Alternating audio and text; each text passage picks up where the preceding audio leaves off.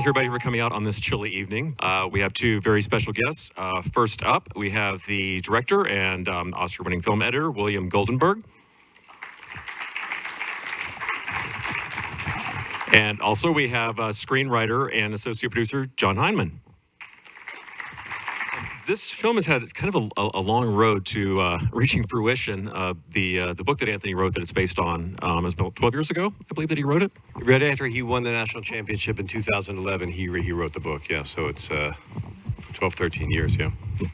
And so this is your first film as a director. I mean, obviously, you've had a very long career, and you guys have worked together a lot. What was it about this project that drew you in? And what about the story really resonated with both of you?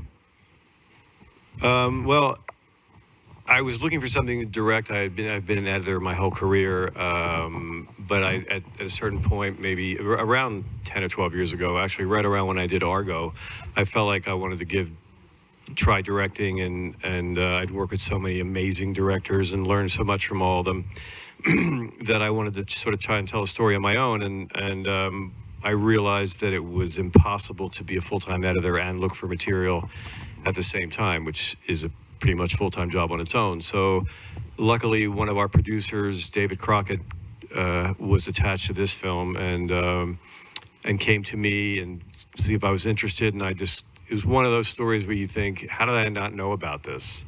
And that's the kind of things that I'm always attracted to, and I think everyone is. Like, you find something out and all you want to do is read more about it, go on Wikipedia, and I read the book, and I was really moved and fascinated by the story. Went on YouTube and watched a million videos of Anthony, and then flew to Arizona and met with Anthony and stayed there for 4 days, and he sort of toured me through his life. And once you meet Anthony, you're hooked. I mean, he is an incredible human being, which I think you'll see in the film. And, he's the most generous, kind, graceful person I've ever known, practically. And you can see the effect he has on other people when he's around them. We were at a wrestling camp that his ex-coach was running, and the kids just swarmed to him, and the effect he has on them. And then once I saw that and knew all the things I had learned about him, I felt like, I'm really inspired by this, so I wanted to make it my first film. And I don't think it's spoiling anything to say the title, Unstoppable, it also applies just as much to his mother, Judy. How did you decide how much weight to give her story and how to sort of balance that out? Because it sort of sneaks up on you, like about an hour in, you suddenly realize how invested you are in what she's going through as well, and it really kind of hits you. Well, I think that usually in sports movies, you assume that there is some move that they need to learn, or it's about the sport itself, or it's about their relationship to the sport, and that wasn't what was most important to Billy and I. It was really the family. It was the story of these people who alternately hold each other back and prop each other up. It was that kind of the will they, won't they. Are they going to be able to achieve escape velocity from their past choices? Is there yet time for them to be the people that they hope they can still be? And that's best represented certainly in the amazing dynamic between Anthony and Judy. I've never come across in my life a mother and son who are as important to each other and have played such an instrumental and to this day ongoing role in fostering each other to be the best person that they can be. And so that was the North Star of the story for me. What was their involvement, the two of them, in this movie? I know Anthony was, pretty closely involved. Did she, how involved was she along the way? Did you consult with her as well, or what was the process with them? Well, I've been asked before, what was it like working with them? And I think that we all feel like we were working for them, in order to tell their story in a way that recognized some of their failings, but also honored their ability to learn and grow and change. And so, the two of us worked on the script for a long time, very sensitively and nuanced, like that sort of needle that you have to thread, which is how can we show what was broken in you and what's still best in you? And we would, send it off and wait to hear. But they loved the script, and they've been such an important part of this process for now these 7 years. Anthony does his own wrestling in the movie. We alternate between him and Jarrell. Jennifer and Judy became fast and famous friends, and that relationship and the honesty that Judy brought to this process made Jennifer's work even more extraordinary, and made the movie better. So this movie does not exist without the people that it is what we're here to honor. Now, just from a sheer filmmaking standpoint, I know back in the 90s when everybody went to go see Forrest Gump, their jaws dropped when they saw Gary Sinise without the legs. They're like, how'd they do that? There are some moments in here that you really won't believe. Like the rock climbing, I think I kind of leaned in. I was just staring like, what? So when you were writing it and directing it, how did you figure out what you get away with on camera? Because the way that, he has to really look like he is missing a leg, and that the weight and the gravity of that performance, it's pretty incredible. So how did you address that throughout the process of making this? Well, it's a combination of visual effects and physical training. I mean, first of all, Jarrell had to look like he was somebody who had been on crutches his whole life, just like Anthony did. When you see Anthony move around going on crutches, it feels, after 5 minutes, you forget that he's on crutches because he's so natural, and it just feels like it's a part of him, and it's not, you just forget about it. So we had a movement coach work with Jarrell for about 6 or 7 months, a couple hours a day. We videotaped Anthony doing every little thing he does in his life. You don't think about it, but how does he get out of bed, and how does he get in bed? How does he get in and out of a car, close the door, up and down steps? So we made videotapes of him, and luckily for me, my wife is a movement coach, and I knew I could trust her. And so I hired her, and she did an excellent job. She sort of became Jarrell's sort of, I don't know, center. She also does a little breath work with him and got him to get him centered and get him inside his body, and we had to work on his posture because he's 27 now, but was 25, and he's a 25-year-old kid, and Anthony walks straight up and down like they refer to as a martini glass, and Jarrell wasn't. So we did that, and then we also at the same time Jarrell was trained to be a wrestler. Anthony taught him how to wrestle in that style. And then I knew as soon as I decided to direct the film that Anthony would have to do some of his own wrestling for it to be completely authentic. Because we all see sports films and you see the actor do whatever sport that is, and I don't know about everybody else, but I always judge no, he can't play tennis or he can't do that. And I didn't want that. I wanted it to look 100% real. And no one can move like Anthony. No one is that skilled. No one can move like him because he has only one leg. So Anthony happily agreed to be a part of it. And when we were doing that scene you spoke of, which you'll see, and then the wrestling, we had both Jarrell and Anthony do all of it. And in the editing room, we decided what was best, no matter who it was. And, so we would alternate when we did takes, we'd alternate between the two of them, depending on basically who was tired.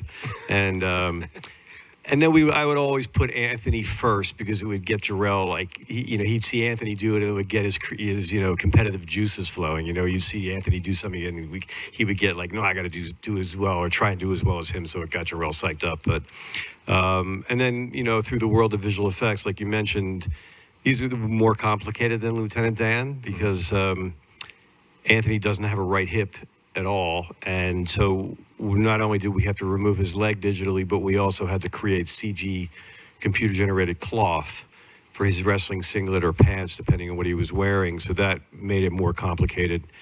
And then when it was Anthony wrestling or Anthony doing some other physical activity, we were able to do face replacements. And, were partly done AI computer and partly done by artists who had to make it look 100% perfect.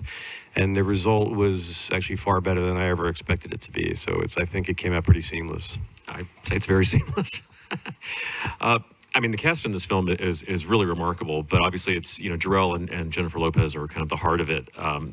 How did you cast Jarrell? He's a fantastic actor. He's on a really great Amazon show called I'm a Virgo, among many other things. But how did you end up casting him, and what was the process of him bonding with Jennifer?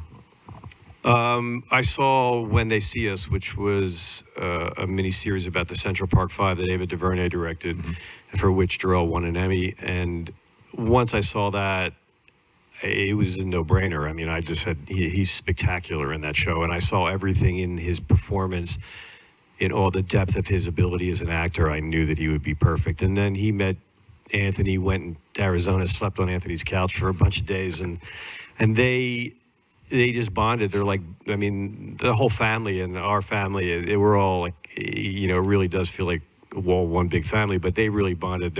They refer to themselves as brothers, and you know, and then having Anthony on set every day made that relationship even stronger.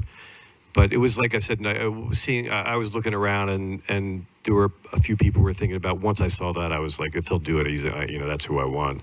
And luckily, we hit it off when we met, and I stressed him out. I wanted this to be a partnership because, you know, I'm a first-time director.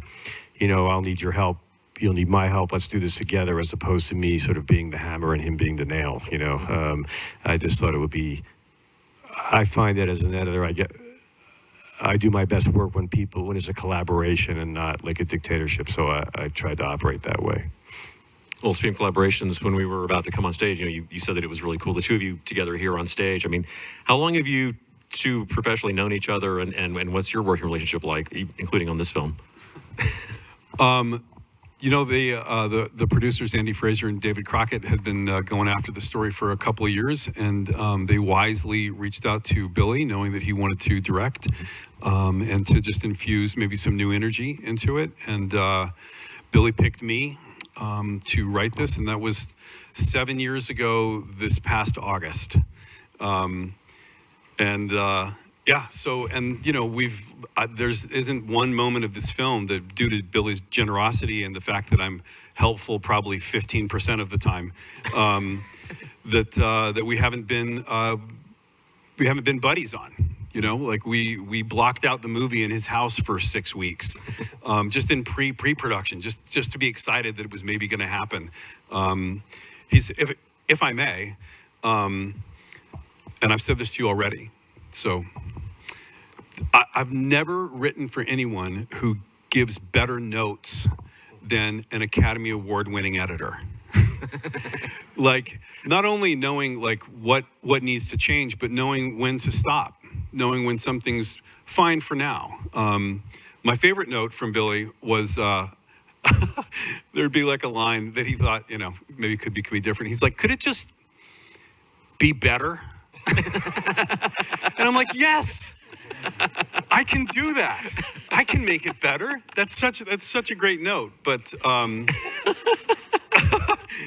but you know, whether it was being on set in the tent together, or, you know, him being nice enough to ask me to come and look at various cuts of the film, it's been the most rewarding creative partnership of my life. Well, so like when you were writing the characters and when you were casting them, did you have people in your mind? Because I got to say, I never ever would have thought of Michael Pena for the role that he's in, but it's actually, as soon as you see him as the coach, you're like, oh yeah, like it works. But that's not the type of role he normally plays. I mean, in Don Cheadle and Bobby Cannavale, I mean, they're surprising, and yet they seem just right when you see them in the parts. Well, yeah, I mean, our casting director, Victoria Thomas, is, you know, spectacularly good at their job, and Ben Affleck and Matt Damon had a lot of suggestions also, and I had ideas, but everyone in the film is our first choice, which was, you know, I considered that an honor. I mean, it was Jarrell first, then Jennifer, and then I think Don and Bobby, and then Michael was last. But I don't know, we just, you know, looked at everyone in Hollywood, and these were the people we wanted, and because of the strength of John's screenplay and the story, and the fact that I think Ben and Matt producing the film really helped. I think people, you know, they're obviously actors, and I think other actors respected their opinion, and they have relationships with all those people. So, yeah, I mean, we would just, you know, sometimes we tried to cast like in the box and sometimes outside the box. I think Don Cheadle's not like the first thing you think of when you think of a college wrestling coach, but, you know, he just brings so much gravity to it. And we wanted the two coaches to be, you know, we wanted them to be very different, you know, the same goal, but, you know, going about it in a different way.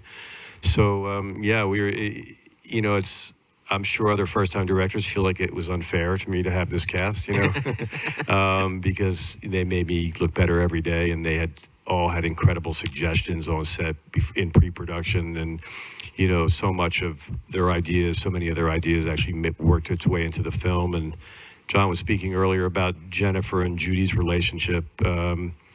They got so close and they bonded so much, and I think saw a lot of themselves in each other. So Judy opened up to her in a way that she really hadn't opened up to John and I.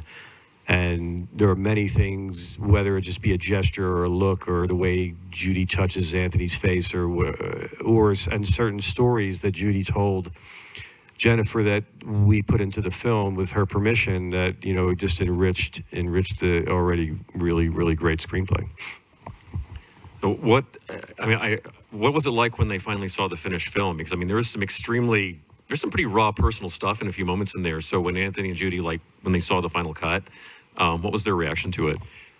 You mean the most terrifying night of my life? Well, I flew to Arizona, just me, and it was Anthony, Judy, and there's three other brothers and another sister, and they're all married, their spouses, some of their children, friends, and there was about, I think, maybe 20 of them and me, and I was sitting behind them, and just, if I could have paced up and down, I would have, but they, they loved it, and they were so positive about it, and they really had almost no notes about anything, they were, if anything bothered them, I wanted them to make it clear to me, because working on true stories is an extra responsibility, and even as an editor, you feel that responsibility, but when you're the director, and it's their life that they have to live with this film the rest of their lives, and it's their legacy, I wanted them to be, it was very important to me that they be proud of it, and they be happy with the end result, and they were, and it was, and then the next night, actually had to fly back to Los Angeles, and we had our first preview. So those were 2 nights in a row that were just, I think I aged about 5 years in one day. Well, it's about time for you to actually see the movie. I think you're gonna have a great time. Is there anything else you would want to let people know about this before we roll the film? We hope you enjoy it, I'll tell you that. No, I'm really proud of the film. It's the film I set out to make it, and it was a real, because of Anthony and Judy, I think everybody felt, and how much they were around, and how much they contributed to the final product and sharing their lives with us. I think it became really a whole family. The whole crew got along and loved each other. There's some people here tonight that that we love, and it was just it was a happy place to be, the set, and I'm just really proud of that. Great. Well, thank you both. I hope you have another movie in the works together. You don't have to tell us, but congratulations again. It's a wonderful film, and I hope you all really enjoy it. So thank you for coming. Thank you.